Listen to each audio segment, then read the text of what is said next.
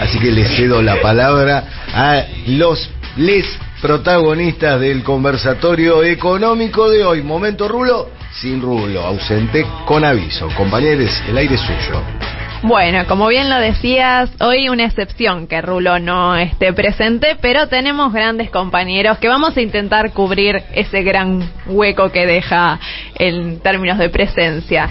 Tenemos ahí al Vice, Amado Vudú, que entró como rockstar, o sea, entró como un rockstar. Como hombre que lo agarró un embotellamiento. Digamos. Bueno, pero con estilo. También Gracias, estamos con... se agradece mucho. Ya cuasi columnista del programa Siempre Soy, Juan Valerdi, gran economista, académico, que también estuvo presente en muchas de esas tomas de decisiones importantes que hacen a la propia política económica, en un contexto también que nos encontramos y es necesario encontrarnos y debatir. Nosotros lo hacemos en un programa de radio, pero también es necesario hacerlo en otros espacios, sobre lo que está sucediendo, ¿no? En esta velocidad que toma el ritmo de la economía política en nuestro país, en un contexto donde el calendario electoral le viene corriendo de atrás, ¿no? A ese programa o ese intento de programa económico que todavía cuesta entenderlo y cuesta verlo, sobre todo en un contexto en el cual uno no sabe cuáles son esas prioridades, ¿no? Digo, nosotros lo sabemos internamente, pero por eso me parece importante empezar con esto, discutir, bueno, ¿cuál crees vos que deberían ser esos puntos que ineludiblemente debe contener ese programa económico y la política económica que se piensa en relación al calendario electoral? Juan. Creo que en realidad, como bien decías vos, falta una definición de ese rumbo y de ese programa, pero mucho más que eso falta un debate amplio, porque este rumbo no lo pueden definir 4, 5, 8 o 20, sino que lo tiene que definir un debate profundo de la sociedad, y cuando digo la sociedad no solamente es una discusión federal, sino una discusión de movimientos sociales, sindicalismo que vale la pena, que no es todo, pero es mucho, dirigentes PYME, que hay muchísimos, y algunos dirigentes que tienen que ver con la gran industria, que tienen racionalidad todavía y no están dentro de los desquiciados que podrían apoyar a un Milei o a una Bullrich. Este debate tiene que estar acompañado política y técnicamente para encontrar en el mundo que hay y el que puede venir cómo encaja la Argentina con 47 millones de personas adentro y no con la mitad tirada a la banquina. Entonces, ese debate tiene que definirse y tiene que darse, y cuanto antes se dé, porque es una vieja deuda pendiente de la Argentina de décadas, cuanto antes se dé, más fácil va a ser que la gente que sintió que participaba de ese debate lo acompañe para la famosa correlación de fuerzas. Eso es un pendiente, y la campaña debería empezar a bosquejar ese debate y abrirle el juego a un montón de gente que ha quedado siempre fuera de esa discusión. Bueno, justamente, ¿no? Esto de la necesidad de que los números cierren con la gente adentro, ¿no? Algo que ya viene instalando Máximo, que viene también reforzando Cristina, y la cuestión de la distribución del ingreso, ¿no? Que es el verdadero foco. Digo, nos pasamos mucho discutiendo sobre la macro, el FMI, que son cuestiones fundamentales, porque digo, si uno no tiene más o menos acomodado ese frente externo, es muy difícil también subir los salarios. Pero todo lo que queda por fuera de esas discusiones es esa economía real, ¿no? Es la distribución del ingreso que Amado viene insistiendo hace mucho tiempo que es un punto central en ese programa o en ese proyecto de programa económico. Sí, lo escuchaba a Juan y no sé si le gusta o no, lo escucho en modo Helvar. O sea, esa economía pensada desde la Argentina, para la Argentina y desde ahí integrarse en Latinoamérica. Demasiado venimos teniendo personas, figuras que piensan la Argentina desde Washington, ¿no? Y esto que trae Juan me parece clave, porque la economía no debiera ser una cuestión académica ni una cuestión pensada desde Washington a la Argentina. Te agregaría, si me permitís, tampoco se puede pensar desde la ciudad de Buenos Aires hacia las provincias, porque todo eso hace que sea pensada desde lo financiero a lo productivo, y en lo productivo a nosotros creo que nos interesa fundamentalmente por el mundo del trabajo, que tiene que ver con lo que traes, que es la distribución del ingreso. Entonces me parece que sí, es necesario encontrar ámbitos donde se discuta, como señalaba Juan, ¿no? Y está bueno que nos fuimos de la coyuntura, me parece, estamos hablando de algo que me parece muy importante en tiempos de tanto vértigo en la discusión pública. Abstraernos por un minuto con nuestras y nuestros oyentes me parece muy importante, porque cuando uno piensa dónde se discute la política económica argentina. Y se discute en idea, o sea, donde se juntan los empresarios concentrados y de ahí irradia hacia el resto de los sistemas de comunicación en la Argentina, incluso los nuestros propios, porque al no haber una elaboración se irradia lo que hay para alabarlo o como nosotros para criticarlo. Pero no es que estamos planteando nuestra elaboración, no en este caso de este programa, digo, sino en general, sino criticando lo que se propone del sector concentrado. Entonces, irradia desde ahí, irradia desde las universidades que en general, las facultades de ciencias económicas, tienen programas muy conservadores, muy vetustos y muy foráneos a lo que necesita y se hace en la Argentina. Irradia de comunicadores y comunicadoras que en un altísimo porcentaje no son periodistas, sino que son operadores de intereses del sistema concentrado. E irradia desde Washington, ¿no? Que ahí tenés ni más ni menos que el Fondo Monetario, el Banco Mundial, y si faltara algo tenés el gobierno de Estados Unidos cerquita de todo esto, donde pretenden modelar el resto de la economía global, y la posibilidad de hacerlo desde la Argentina me parece central. Nosotros hemos ido tratando desde el Espacio Nacional y Popular, existen grupos de pensamiento, pero me parece que nos falta dar un salto de unificar todo eso. Es como si fueran muchas tribus que pertenecen a una misma nación, ¿no? Bueno, tenemos que consolidar esa nación de la disputa del sentido económico. Sí, dos cositas que pensaba en base a lo que estabas diciendo vos recién. Una, la sensación que tengo en estas elecciones como nunca es de bisagra, y que para dónde va a ir a parar la Argentina en las próximas, como mínimo, décadas, se está definiendo en estas elecciones. Con lo cual, más que nunca, digamos, el debate de qué rumbo va a tomar la Argentina, y por lo tanto todos los que estamos en este barco, que somos 47 millones de argentinos, es clave en estas elecciones. Pero ahí no coincido con muchos que dijeron esto hay que debatirlo en las PASO. Las PASO no es el marco para discutir un proyecto de país, sino que es el marco para elegir a quienes encarnan ese proyecto de país o podrían encarnarlo, pero el debate debería ser un debate que tiene otro tipo de perspectiva y que es mucho más amplio y más distendido en el tiempo, porque es imposible que en unas PASO se debata esto. Y segundo, he escuchado en estos tiempos mucha discusión respecto de la distribución y redistribución del ingreso en otras radios, en la televisión y demás, que dicen, porque no hay redistribución del ingreso en la Argentina. Sí la hay, el problema es que ha habido una redistribución del ingreso para el lado malo, entre comillas, o para el lado de la concentración, cosa que está pasando en el mundo. Un proceso de transferencia de ingresos. Tal cual. Que también es distribución, tienes razón. Es distribución, y el Estado en ese sentido, si el Estado es cómplice, como fue durante el macrismo, de una redistribución hacia los medios más masivos de concentración de los monopolios y oligopolios, es lo más deleznable que hay, el Estado jugando para los poderosos.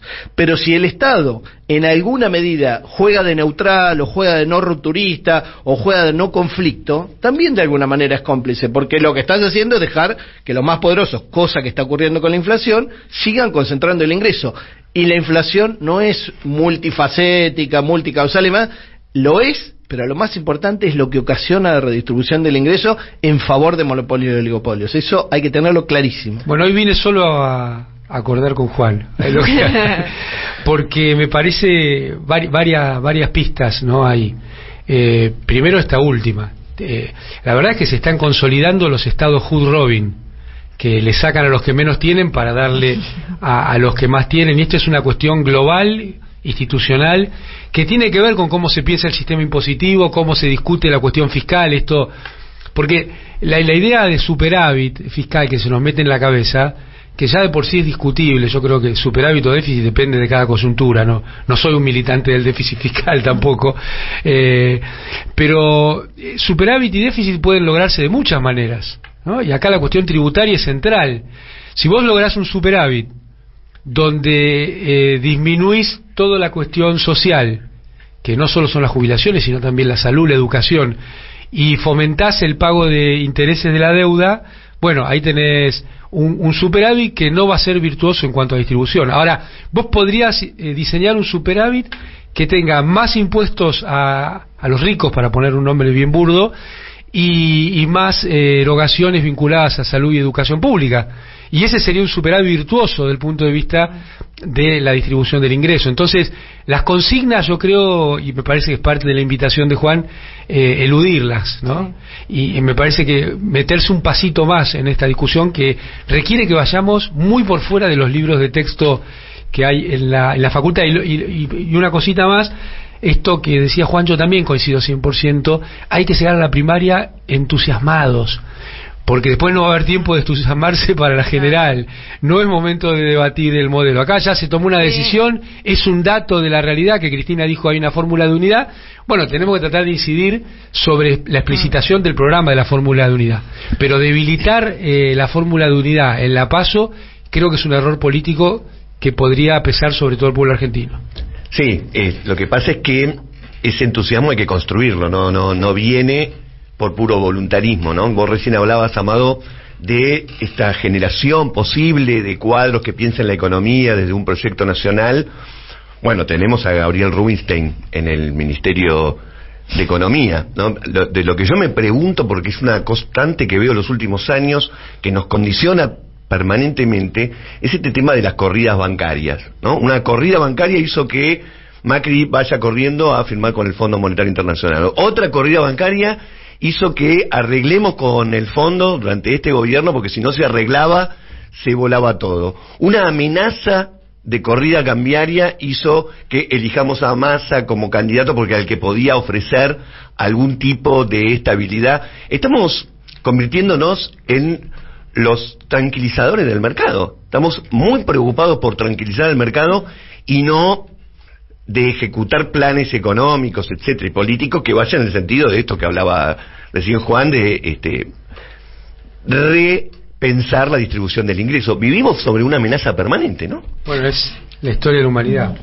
Yo quería intranquilizarte un poco, profe, y te quería avisar que todas esas que describiste son corridas cambiarias. Corrida bancaria no hubo, todavía, pero nadie está exento de tenerla, y no diría que no la tienen en la manga. Corrida bancaria es que saque la guita a la gente de los bancos porque le dicen inventos que pueden correr muy rápidamente. Tenés razón. En especial, lo que sí tuvo Macri cuando tuvo la corrida cambiaria, tuvo una corrida bancaria de los dólares. Mucha gente sacó dólares en una semana posterior a las PASO, digamos, porque estaban con el cuco y demás. Claro que una parte de eso también fue autogenerada por el macrismo y demás, pero digo, las herramientas que tienen del otro lado para correrte, y para correrte cada vez más a la derecha, y para decirte no se puede nada que no sea esto, tienen que ver con eso que vos mencionás, que es siempre estar apagando incendios y no poder salir de la coyuntura, ¿no? Y todavía no desplegaron todo el arsenal.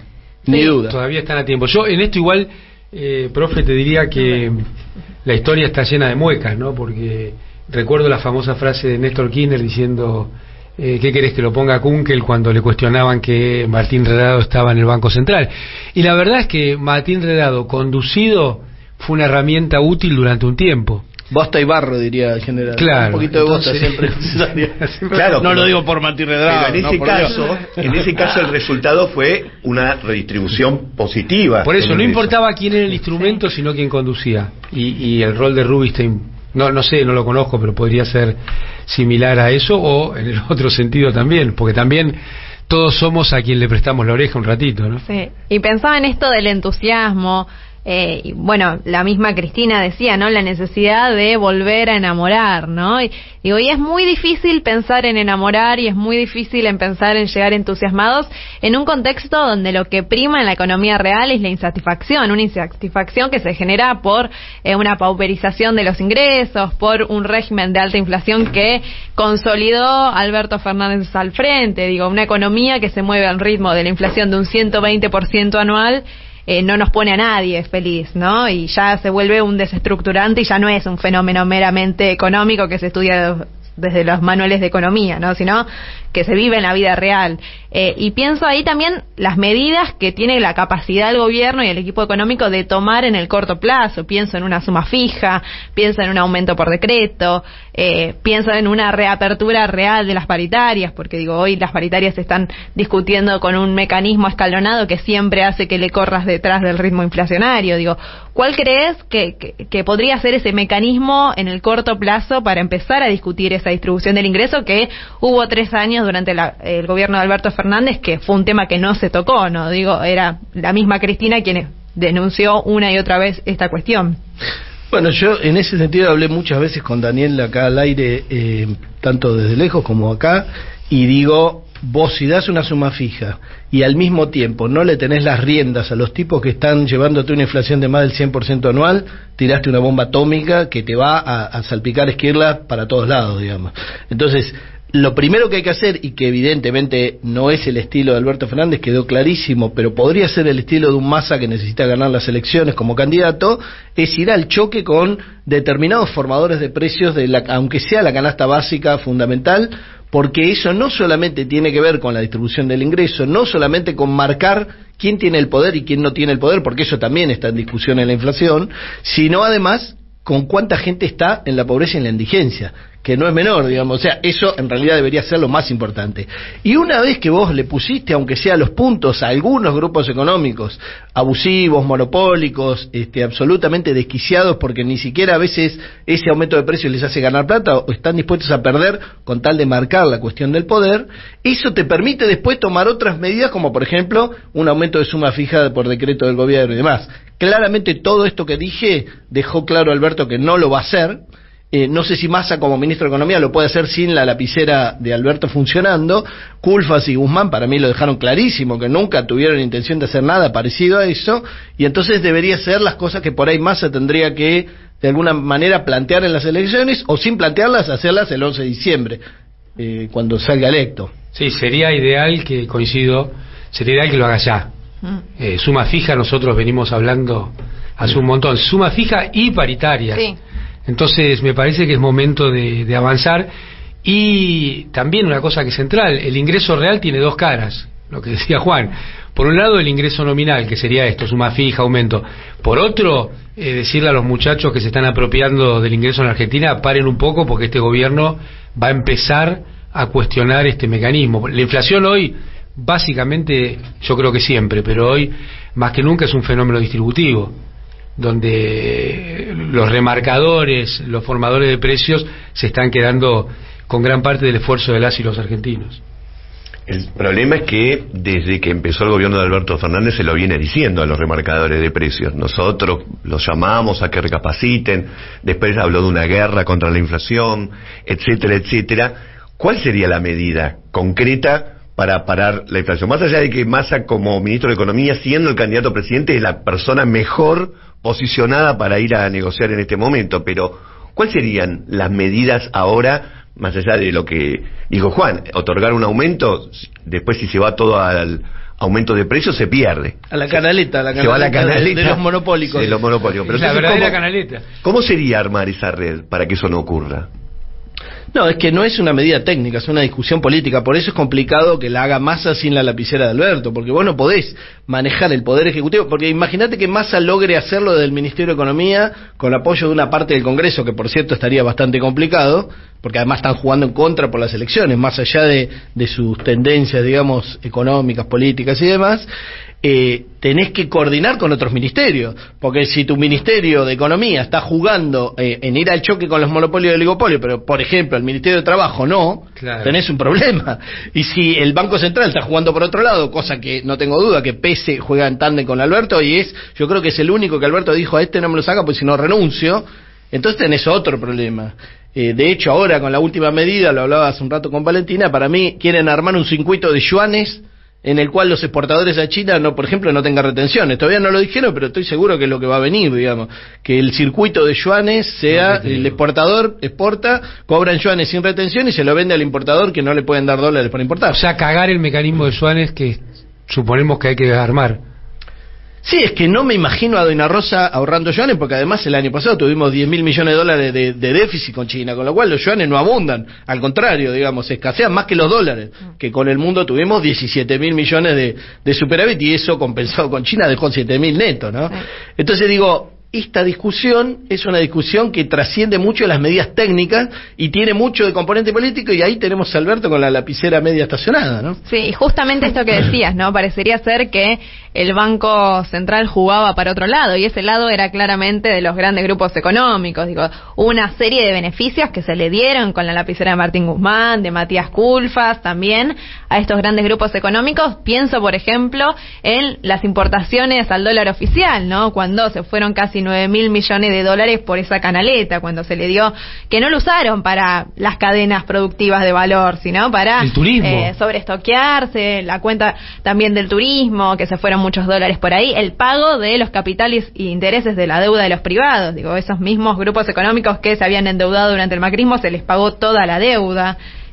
Sin pedirles nada a cambio, ¿no? También. Pero además de todo lo que mencionás vos, y para que quede claro mi simpatía por Pese y su gestión en el Banco Central, y lo cuánto pienso de diferente que es respecto de Caputo y de Sturzenegger, eso que dijiste vos, aunado a exportadores a los que nadie los obliga a traer los dólares. Si los traen es de casualidad y porque se les canta por un pedacito.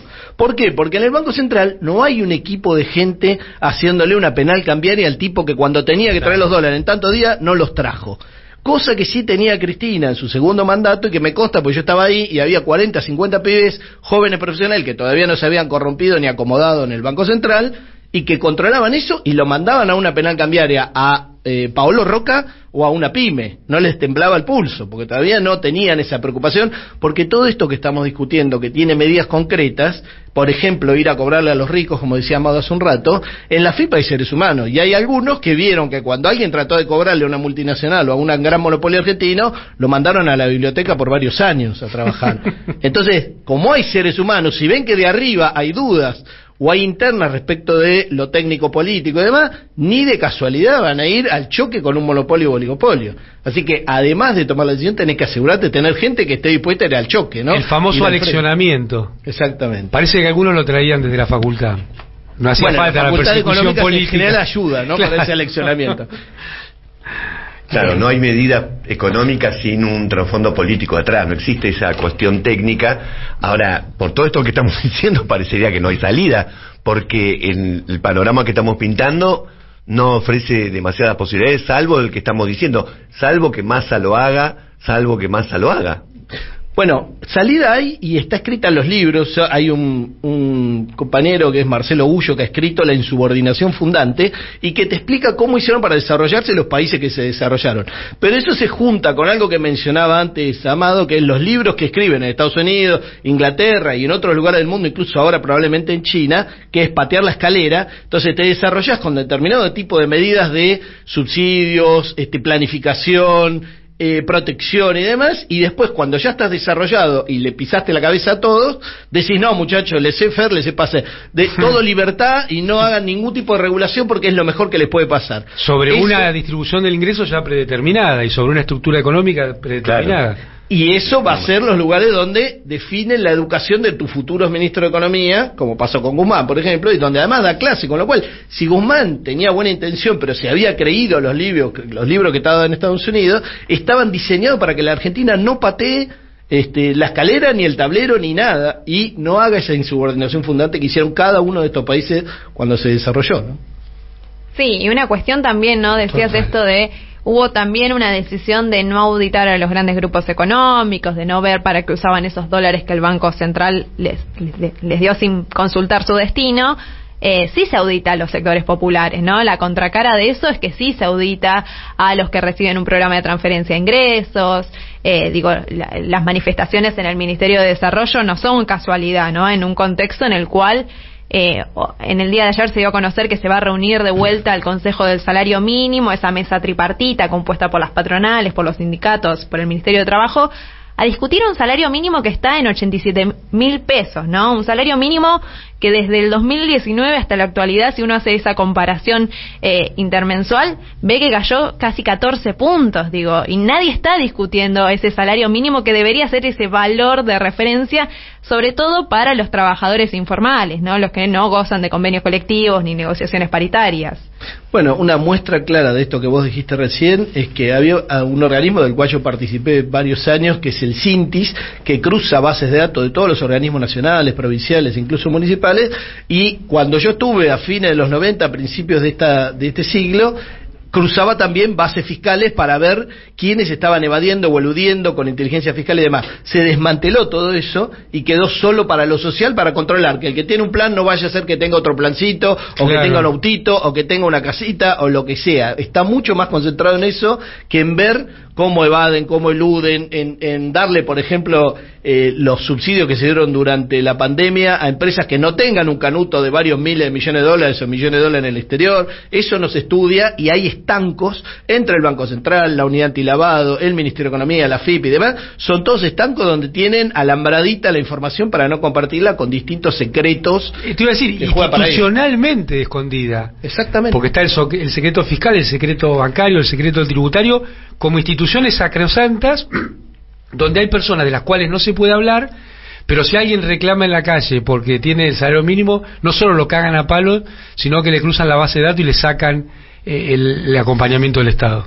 Tan sencillo como eso. Todos esos secretos juegan en favor de no tocar los intereses grandes, económicos, financieros, de los grandes fugadores, además. Y mirá el cinismo, porque esos secretos vienen complementados por las guaridas fiscales, que están en algunas islas del Caribe, en algunas islas del norte de Europa y en algunos estados de Estados Unidos.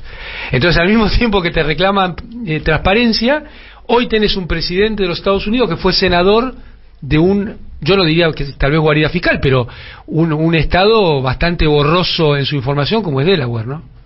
Sí, en el fondo es una guarida, porque es el lugar donde usan las multinacionales estadounidenses para que los juzgados siempre juzguen en favor de ellos. Eso es lo concentrado, que es lo que tratan de hacer en Cava el macrismo, ¿no?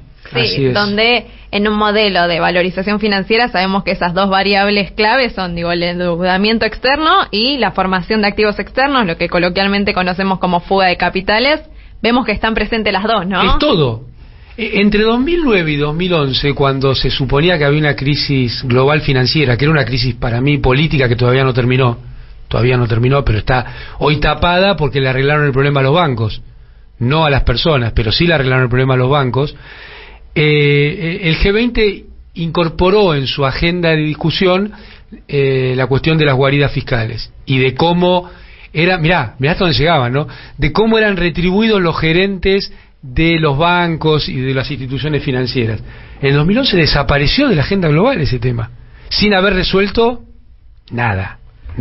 Bueno, en realidad lo que hicieron, lo resolvieron muy bien, que fue hacer una lavadita de cara, y entonces las listas negras ahora solo tienen países molestos políticamente como Siria, Irak y demás. Esas son las listas negras financieras. Después se portan todos bien, y de hecho firmaron convenios con todo el mundo para, si yo te mando la info, y la info que mandan obviamente son algún perejil que tienen que entregar para que parezca que funciona el sistema, ¿no? Así es. Ahora, todo este diagnóstico, siempre tenemos el mismo problema, ¿no? Tenemos un diagnóstico y estamos muy lejos del tratamiento. Es decir, ¿ustedes conocen el programa de Massa? ¿Saben cuál es el programa de Massa? No digo ya para el año que viene si es electo presidente, sino de acá a diciembre. ¿Alguien lo conoce o es vamos viendo el día a día? Yo creo que no hay un programa explicitado. A mí lo que me inclina a pensar que la decisión de Cristina va en el sentido correcto respecto a la fórmula de unidad tiene que ver con interpretar el tema del fondo como el tema cero. El programa que muchas de nosotras y nosotros pretendemos, con el cepo del Fondo Monetario en la cabeza, no se puede llevar adelante. Entonces me parece que ahí hay una cuestión central que tiene que ver con sacarse al fondo de encima. Si ese es el tema cero del programa que viene, bueno, a partir de ahí, o como propone Juan, desde ya tenemos que estar construyendo el programa que pretendemos. Sí, yo te voy a hacer trampa, profe. Te voy a decir, primero, dudo que lo que vaya a hacerse es un programa de Massa, porque, digamos, no estamos eligiéndolo supremo dictador, sino que va a ser presidente. De hecho, estoy seguro que el programa que se aplicó estos 4 años, si es que podemos ser generosos, es el programa de Alberto. Definitivamente no lo es. En realidad podría ser el no programa de Alberto, que es un montón de omisiones. Yo, en realidad, estoy mucho más molesto, digamos, con las no cosas que Alberto dejó pasar, no hizo, y que podría haber hecho incluso en momentos que tenía 70% de aceptación, como la pandemia, que con las que hizo, que obviamente hay muchas que son loables, digamos, pero no son de Alberto. Es que esas son del frente. Y no voy a decir solo las buenas son del frente y las malas son de Alberto, porque en realidad hubo mucha ausencia. de acá para adelante espero que con el aprendizaje de estos 4 años y habiendo ganado Massa y encarnando ese frente y teniendo muchos legisladores, diputados, senadores y demás que de alguna manera acompañen un programa, se arme este debate públicamente, justamente además para que Massa y 4 o 5 no sean los que definan para dónde va la Argentina, y que tampoco lo defina el FMI, como decía obviamente Amado, si el que te lo define se le medita, estamos fritos, y si lo define China y Beijing también fritos, muy bien, o sea, porque tienen 1.500 millones de monos que alimentar. Y te doy un ejemplo más, 100 gramos más de carne que come por año cada chinito, se come toda la carne que producimos en la Argentina, no la que exportamos, toda. Entonces hay que tener cuidado en decir la solución no pasa por Estados Unidos, pero sí pasa. No, la solución pasa por debatir en la Argentina y por la formación política de la gente que entienda un poquito que lo que hace tiene influencia en cómo le va a ir. Porque parece que estuviera desconectado, ¿no? Que votaran por Milei y después mágicamente las hadas le van a traer un país glorioso. Esto es re loco, ¿no? Porque Milei fue a Ushuaia y dijo, voy a terminar con los subsidios, voy a terminar... Y Ushuaia la verdad es que vive de la promoción industrial prácticamente. Sí. Está bien, también existe el turismo. Bueno, fue a la Cámara Argentina de la Construcción y dijo, voy a terminar con la obra pública. Es un fenómeno. Sí. Lo increíble, lo de él está todo bien para él. Lo increíble es que los actores que lo escuchan no interpreten los vínculos que hay entre esa propuesta y la vida de la Argentina, ¿no? Sí, hablamos de la negociación o renegociación posible con el FMI, digo, y más es algo que ella viene diciendo, que la primera en decirlo fue Cristina, la necesidad de atar el pago de la deuda a una variable macroeconómica, ¿no? Poniendo esos ejemplos de lo que Néstor había hecho en el 2005 y demás en un contexto totalmente distinto. Pero la posibilidad de, atar esos pagos a las posibles exportaciones que podríamos llegar a tener en el próximo año, esos posibles dólares que podrían llegar por el impulso de sectores estratégicos, pienso en Vaca Muerta, pienso en la reducción de los costos de energía por el gasoducto, en la liquidación de la cosecha, que se supone que con este clima de sequía, se va a revertir en los próximos meses. También, hay limitaciones en ese modelo de plataforma exportadora y decir, todos los dólares lo vamos a poder pagar dando ese suelo, esos recursos naturales, ¿no? Hay limitaciones. ¿Vos cómo lo ves, Juan, esa cuestión? Mira, yo creo que la negociación con el fondo no es con el fondo, sino con Estados Unidos. Entonces, la definición de fondo, valga la redundancia, es qué va a hacer la Argentina con un Estados Unidos que, si bien está declinante desde el punto de vista de su hegemonía mundial única, tiene un poder de daño muy grande y muy poco poder de colaboración con un país competidor como la Argentina en muchos de los rubros que nosotros exportamos o producimos. Entonces, el acuerdo con el fondo va a depender de si en la interna que hay en Estados Unidos, que existe y es muy fuerte, ganan los desquiciados o ganan los razonables. Los razonables necesitan una Argentina que medianamente se acomode y sea socia de Estados Unidos, con nuevas relaciones carnales pero más livianas, porque ahora no es un Bush potente y abusivo, sino un viejito que lo único que te pide es que no tengas nada con los chinos y con los indios. Y si esa relación nos puede dar de alguna manera la tranquilidad de incluir a la gente en un proyecto de país que articule con el Mercosur, que articule algo con el resto del mundo y que pueda desarrollarse después del debate que hablamos antes. Porque la discusión de si me da 10 años o 20 años, pero no sé para qué, y no te sirve de nada. Te tiene que dar 20 años, pero en una relación con Estados Unidos que por lo menos en los próximos 5 años sea, no te hago ningún golpe de mercado, no te mando preso a nadie, no amenazo con esto ni con lo otro, pero las condiciones que tenés que cumplir para tu relación con China son tales. Lamentablemente eso no va a quedar escrito.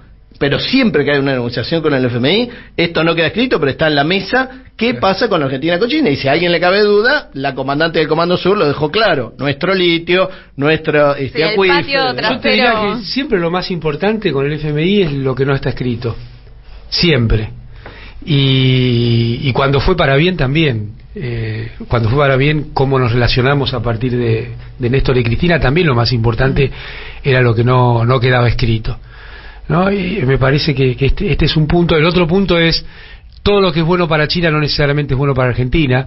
Yo veo ahí también una caricatura en muchas compañeras y compañeros que se imaginan que toda la solución de los problemas de Argentina es China, ¿no? Y la solución parece que es Barcelona, pero la revista o Brasil. O sea, ¿cómo podés pensar que Brasil te va a salvar de alguna manera dándote porque tienen varios cientos de miles de millones de dólares de reservas financiándote ilimitadamente y barato. No va a ocurrir, porque son competidores nuestros en un montón de cosas también. Y ahora nos dieron guita para que le podamos comprar los caños con lo que hacemos el gasoducto, con lo que les mandamos gas para su industria. En realidad es como una extracción de plusvalía. No son malos, son brasileros, Claro. y yo los amo, ¿entendés? Viví en Brasil. Y los chinos seguramente son buenos tipos también, y los gringos debe haber una parte importante que también lo son. Entonces, el problema no es si los demás son buenos o malos, el problema es quién negocia desde la Argentina, Claro. y qué condiciones pone para decirle, muchachos, si no hacemos esto se va todo al carajo, y la Argentina descontrolada no le va a servir. Ahora, obviamente hay volviendo- algunos que sí, pero digo, hablemos con los que les sirve una Argentina que no se va al carajo, ¿no? Claro. A partir de este razonamiento que comparte Juan, hablemos de un segundo de la elección, ¿no? O de la definición que se tomó de la unidad. Creo que ahí hay una diferencia sustancial con estos 4 años. La conceptualización de que en el mundo hay intereses, no hay buenas y malas personas. Hay intereses que definen las racionalidades. Entonces me parece que este gobierno nuestro no identificó la cuestión de los intereses. Si no identificas la cuestión de los intereses, no puedes identificar la cuestión de la disputa.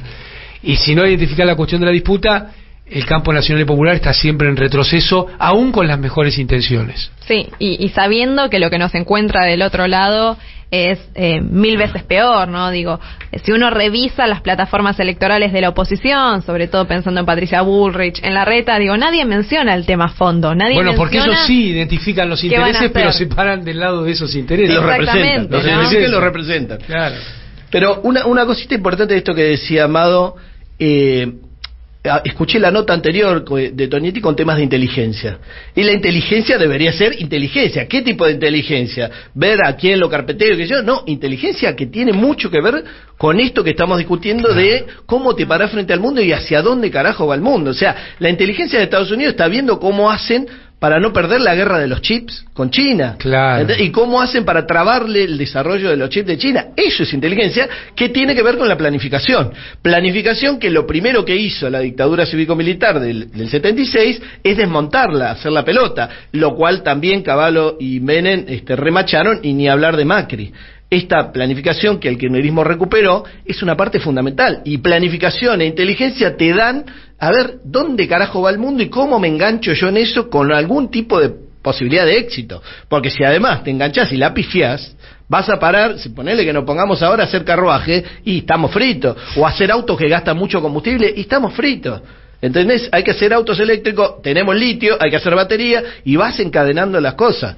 Pero digo, si en alguno de esos puntos tenés un cuello de botella que lo maneja algún enemigo tuyo o alguien al que le estás molestando, te la va a invocar, como lo están invocando los chinos con los chips. Ojo que esa guerra no está definida, ¿no? Bueno, ahí es interesante, nombraste países como Estados Unidos, China, Brasil, que gobierne con gobierne tienen cierta continuidad en base a un piso de intereses que no negocian. Nosotros no. Eso es un fenómeno histórico y sociológico para analizar en profundidad. Massa acaba de decir que cada dólar que consigamos nos hace más libres.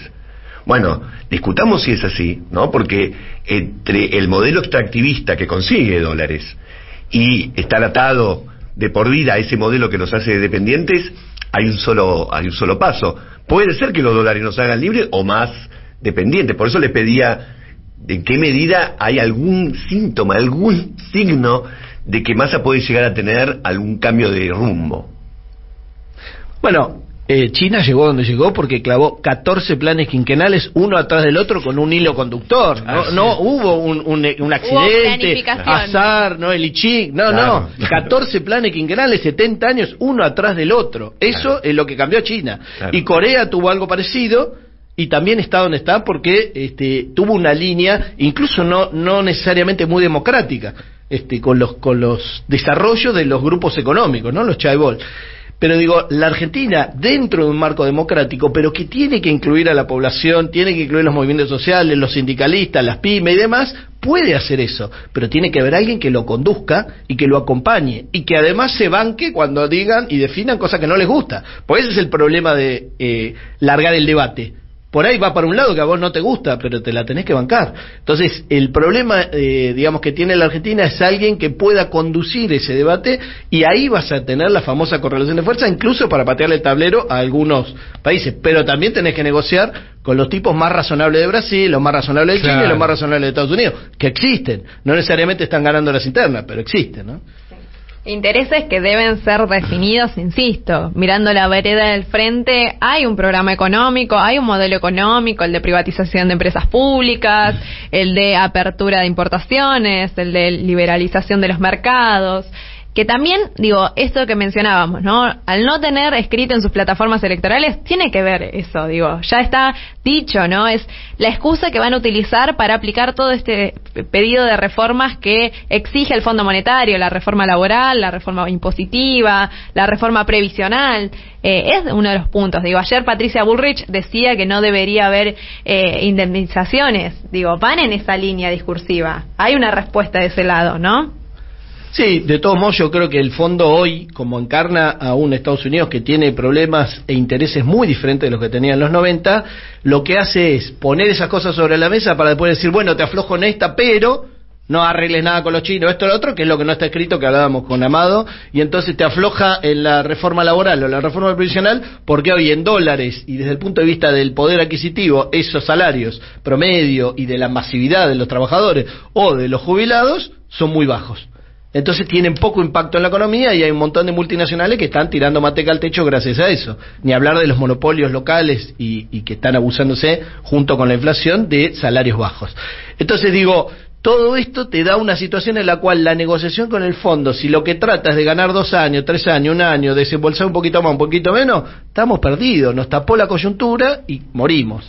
Amado, unas puntas, unos lineamientos para ir cerrando y que no nos quedemos meramente en el diagnóstico. No, que en definitiva me parece que, bueno, en este programa venimos desde siempre, pero lo que trae Juan a la mesa es, lo que hace falta es construir poder político.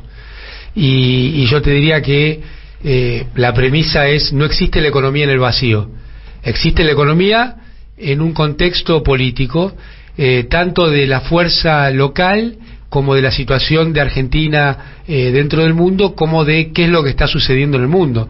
Entonces esto requiere un análisis permanente de las situaciones, pero que ese análisis permanente se concrete en avances de construcción política. Y una construcción política innegable es que hay que ganar elecciones. Pero también, a partir de ganar las elecciones, hay que dar respuestas a las grandes mayorías, porque si no, la correlación de fuerzas se convierte en algo muy conservador, y lo que necesitamos es la dinámica de la correlación de fuerzas, siempre a favor de las grandes mayorías. Sí, y ahí complementando lo que dice Amado, yo diría, a la gente, además de darle respuestas y acciones, digamos, que le ayuden en su cotidiano, hay que plantearle preguntas. Bueno, muchachos, ¿vamos para acá o para allá? Las implicancias de ir para acá son tal y tal, lo malo es tal cosa, lo bueno es tal otra, y para allá estas otras. Pero la gente tiene que ser consciente que no hay ningún camino que no implique sacrificios, que no implique confrontación con determinados intereses y demás. El camino, digamos, plagado de rosa no existe. Y los países que se desarrollaron con esa famosa insubordinación fundante, todos tuvieron que romper huevos para hacer las tortillas en el camino. Entonces, si vas a apelar, como decía hoy el profe, a la guerra de almohadas para el tema de la inflación, o a la franela como modelo para confrontar con los monopolios y oligopolios que están haciendo una estancia grande en la Argentina, entonces estamos fritos. Hay que romper los huevos, valga la redundancia.